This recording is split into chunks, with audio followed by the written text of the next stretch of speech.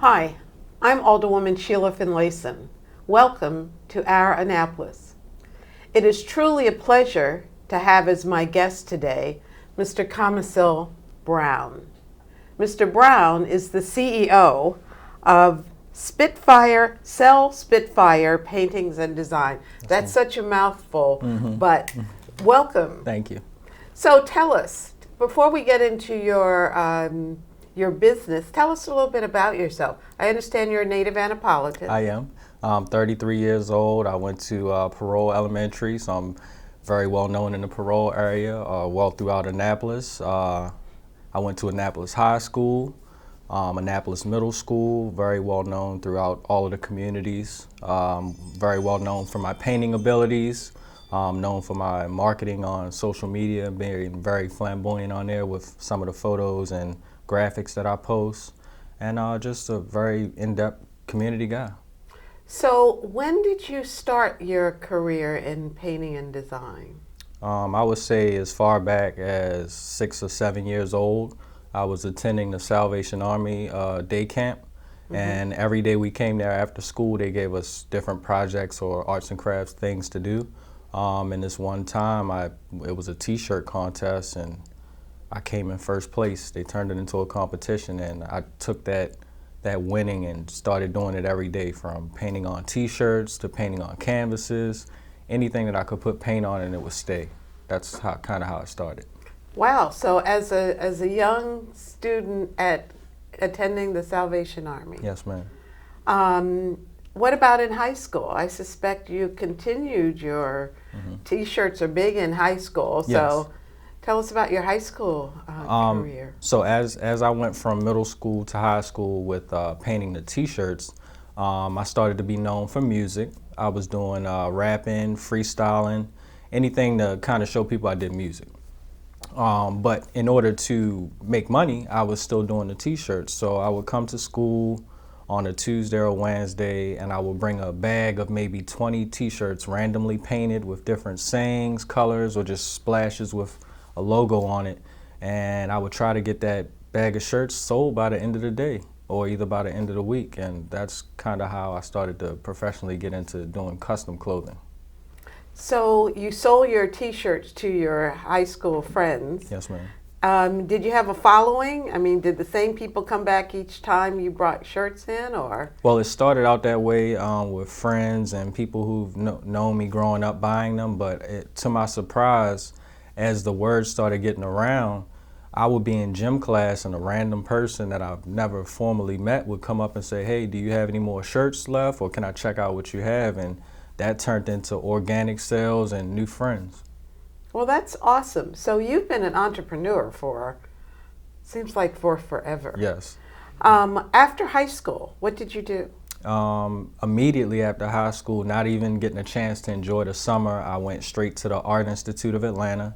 Got right into the summer classes and got right away. I didn't want to leave too much time there to stop my growth or even stop my momentum. So I went straight to the Art Institute and got fully focused into my schoolwork, and the rest is history from there. So did they recognize your ability? I mean, the Art Institute of Atlanta is very well known. I'm sure you just didn't walk in. Right. So how did you connect with them? That's a good story to get into.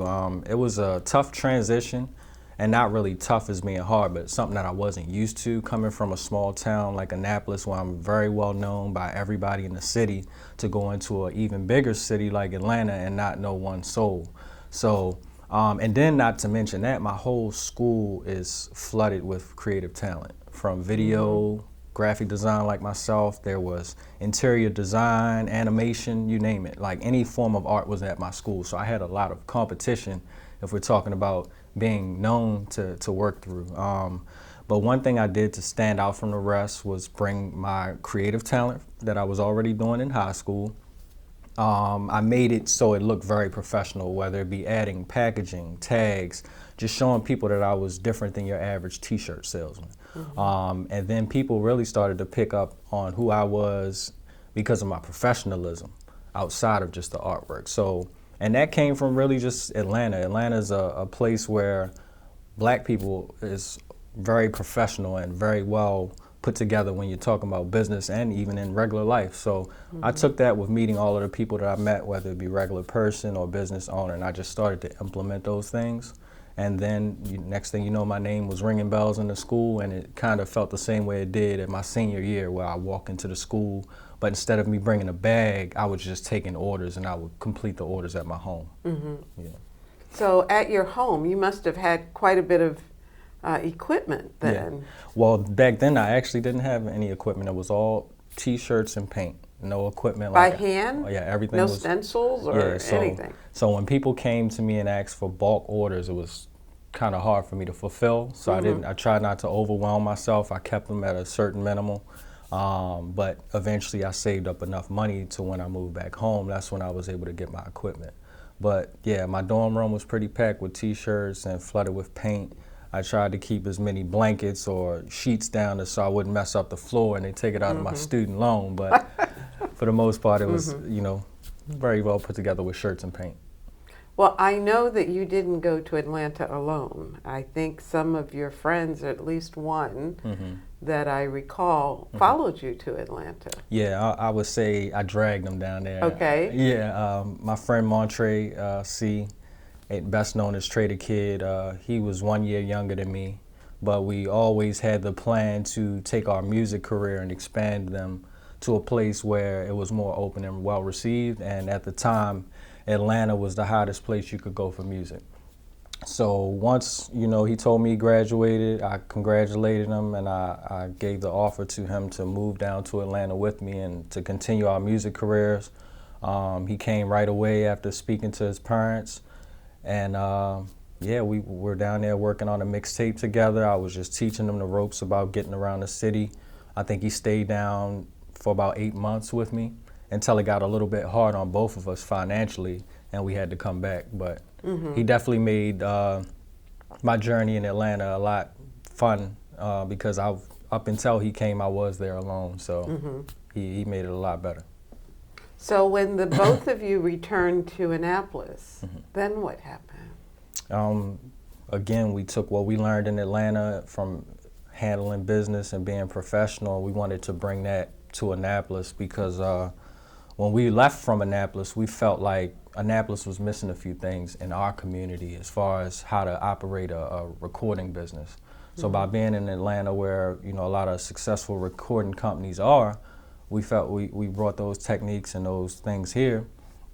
We opened up a store on Gibraltar, and in that store we were, not only was it a store, it was a recording studio, a store where you can buy the custom T-shirts, and we had another friend of ours come in to do tattoos and haircuts. So it was literally a one-stop shop for anything that you would need. And we just could continue to do that until our lease was up. Okay, so you guys are in business. You are doing music. What kind of music, and what was the goal of your musical enterprise? We were doing hip-hop music. I wouldn't really say there was an overall goal outside of really establishing ourselves around the world. A lot of us had different sights on what the overall goal would be. Some of us wanted to get a record deal with the whole label, and then a few of us thought that it might even be smart to do us one at a time, and then we bring us all on. So we were still in the process of trying to figure that all out.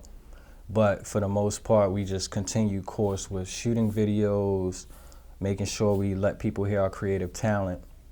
At the time, our website was really doing huge numbers as far as visitors coming, so I would feel like that's where we got a lot of our relevant fans from, because Facebook wasn't really that big at the time, or Instagram, so we just used our website. We made sure we put the website on our CDs, our shirts, everything to really promote that. And we were doing shows, which was keeping the lights on and giving our friends that didn't rap jobs, whether that be to come up and act as security or just to keep things organized from a management standpoint. So it was pretty cool to just see us kind of go up that ladder and then hire all of our group of friends as well. So your group of musicians, who was part of that group, and how many of them? Well, first we were called Keep It Raw. That's what the group of our friends were called. Keep It Raw. 8 of us were artists. That was me, Montre, Young H. We had Nim, and I'm throwing out the rap names here. Millie, and we just had so many people that came in. 10 Pound was the guy who did the haircuts and the tattoos. We had Hayes. And they were doing other things. They were musicians, but they were doing the tattooing and the hair cutting and all of that also. Yeah, kind of waiting their turn because we had an order in which a seniority list that we went by as far as who would release their projects first or whoever we felt was more seasoned at the time. And everybody agreed with whatever you decided. Yeah, I didn't at the beginning want to put myself as the head, but because of my organizational skills and because of my expertise and things that I went through in my life at the time, they all kind of pointed to me as the captain or go-to guy, even though there were others that, like Trey and H, who others would look to if they had any questions or any advice. Well, Trey was, the loss of Trey was a big loss for our community. What are you doing now? Still doing what I've been doing my whole life, which is continuing to do my graphics.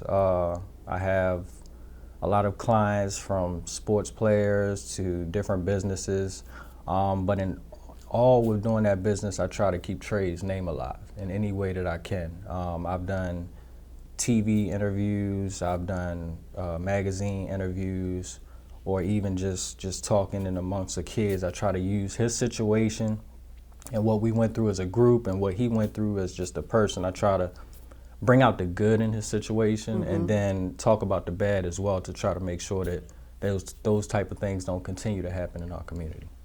You know, I put lights on Trey's portrait, the one that's on Forest Drive, because I feel strongly that we shouldn't forget.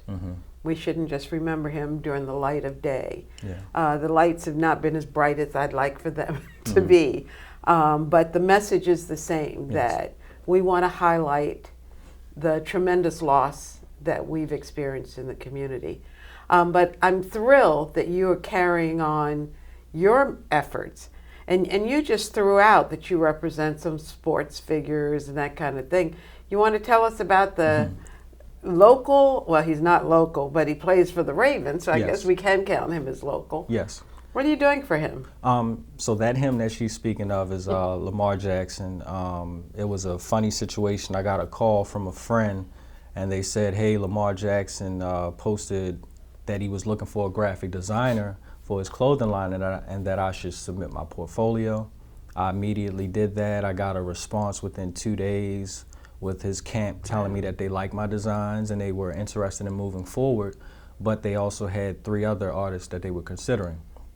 They gave all 4 of us a task list of designs to create, and whoever created the best designs to Lamar's liking would get the job.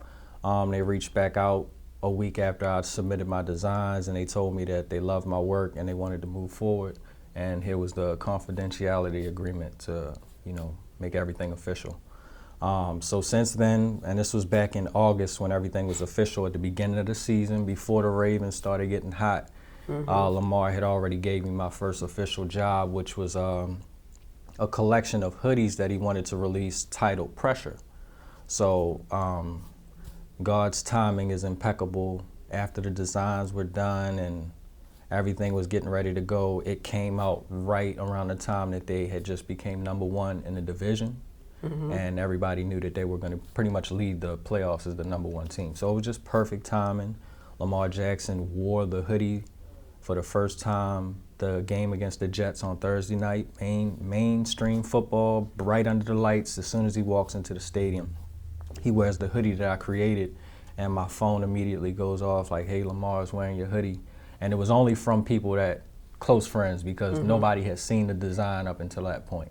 So my close friend who I shared the design with, he noticed it immediately and gave me a call and was like, I'm so excited for you. And everything has just been going up from then. I worked on several more designs that haven't been released yet. One of those being an MVP design, because as you all know, Lamar Jackson will be awarded the MVP award for the whole league. I didn't know that, but that's awesome. Yes, most valuable player. So I got a few designs coming out with referencing the MVP, and just a lot of things that are in production. So it's an upgoing relationship, and I would even call it a partnership at this point. And yeah, very excited about it. That is awesome. Even though I've not wanted to mention Ravens because I'm so disappointed, I am so much excited for you. What's next as far as Annapolis is concerned? As far as Annapolis is concerned, I still continue to help a lot of the local business owners that are just starting up. One of those guys being Deontay Ward. He does a lot of things in the community with giving back and empowering the youth. He has a Black History Gala coming up in February, so I've been kind of helping him with the design work for that, which I think is going to be very big for our community in the city. I'm still currently working with Tunnel Vision, and we're doing a lot of the sports uniforms for a lot of the youth organizations in the city and in the county, and even some outside of the states. So I'm just trying to stay busy and keep my foot on the pedal, but also giving people a glimpse into my life, because a lot of people tell me I'm a big motivation to them, and so I just like to continue showing people what I'm doing and inspire people to do good themselves. Well, that all sounds awesome. So suppose one of our listeners or viewers wanted to get to you. How would they reach you? Well, currently my website is under construction, which is www.sellspitfire.com. I'm hoping to relaunch that by March. But until then, I'm all over social media, whether that'll be Facebook, Instagram, or Twitter. All of my names on there are the same, which is just Sell Spitfire as one word. You can look me up or even shoot me an email, sellspitfire@gmail.com. And let me know what you think of my work. It doesn't even has to be a business inquiry. I like getting feedback from people about my work. Ironically, I got reached out to last week about some guys who saw my article in the newspaper about graphic design, and that led to a job for them, which was a t-shirt design. So I'm very excited when I get calls or emails from people that have seen me on platforms like this one and reach out. So I'm very it's appreciative. Sell Spitfire, Yes, CELLSPITFIRE.com. And we'll make sure that that's on the bottom of the TV screen. So they can reach you, and you're available to do designs or just to talk about what you do. Yes, and actually one of the new things that I'm going to be stepping into this summer is actually doing some class workshop sessions with kids to teach them how to paint. If you follow me on Facebook, recently I just posted a picture of my daughter. This weekend when I had her, we were working on a canvas with her name on it, and it was her first official painting, in which we made it all nice, put the glossing over the top of it to top it off. And I can just tell it was a very exciting point for her, because she couldn't stop looking at the painting. She wanted me to hang it up on her wall as soon as I took it home. And the good thing, it had 800 likes on Facebook, and majority of those likes and comments were from people that wanted me to do the same thing with their kids. So that's what I'm thinking about doing this summer, because I love teaching the kids different things, and why not show them art. And I feel like I can make an artist or a believer out of people who never even thought that they had that talent. Because to me, being artistic isn't really about knowing how to draw. It's just knowing different techniques, different tricks, and different things when you're working with a canvas or whatever your art piece is. So I just want to share some of my wisdom with people in that nature. How old's your daughter? She's 8. So at 8, she already has her first Official piece. How exciting, and to give the Annapolis community the opportunity for other youngsters to have that kind of experience is pretty awesome. I don't know how you have time to do it all. Are you still doing music also? No, I put music down, but I still have my foot in that yard, but it's more so from a graphic standpoint. I do get a lot of guys who reach out to me about what I did experience, when doing music, but for the most part it's all art related, whether it be CD covers, posters, or even help with designing their websites. I'm there to give them a lending ear and my artwork. Well, I am so excited to have met you. Thank you. And what you're doing in and around our city is pretty phenomenal. So I hope you continue to share your talents, and especially as you reach out to the young people to develop their talents, so that there will be some other young person sitting in that seat in a year or two talking about their experiences and their successes. So I pay tribute to you and thank you. And I would hope that everyone would check out your website and your designs, because it's pretty awesome. I've seen some of your work. Thank you. And I am quite impressed. So I want to thank you. Thank you For being here with me today. Is there anything else you'd like to add for our listening audience? Well, I just thank everybody for watching, and thank you for the opportunity, and you continue to do the great work that you're doing in the community. Anytime your name pops up, it's always good news or good notes. So thank you for doing what you do. Well, thank you. It's a pleasure. So again, this is Alderwoman Sheila Finlayson with Mr. Commissel Brown, and we say signing off until the next time.